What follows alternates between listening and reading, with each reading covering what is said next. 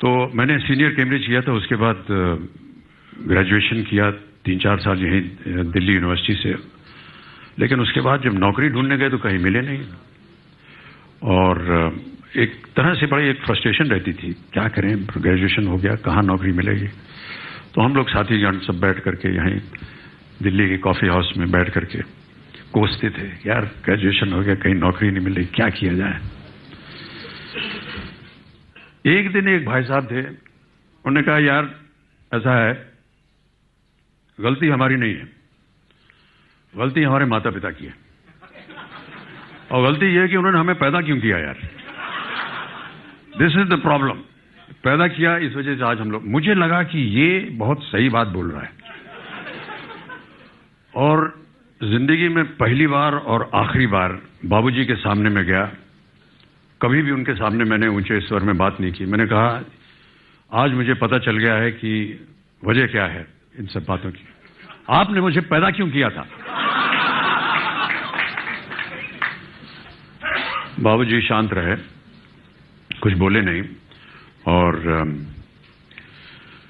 हम Willingdon crescent में, जो कि अब उसका नाम शायद बदल गया है, मदर टेरेसा क्रेसेंट हो गया है, 3 मूर्ति के बगल में मकान था, वहां वो सुबह सुबह 4 बजे घूमने जाया करते थे। पीछे डिप्लोमेटिक एनक्लेव है, अब तो बहुत सारी एम्बेसीज बन गई वहां पर, पहले जंगल बियाबान होता था वहां।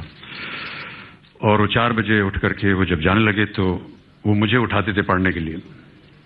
तो एक कागज छोड़ गए बिस्तर पर, और मैं जब उठा तो मैंने देखा कि उन्होंने एक छोटी सी कविता लिख करके, जो रात को मैंने उनसे कहा था, उसके उत्तर में उन्होंने ये कविता लिखी। उन्होंने लिखा कि ये कविता है कि जिंदगी और जमाने की कश्मकश से घबराकर मेरे बेटे मुझसे पूछते हैं कि हमें पैदा क्यों किया था।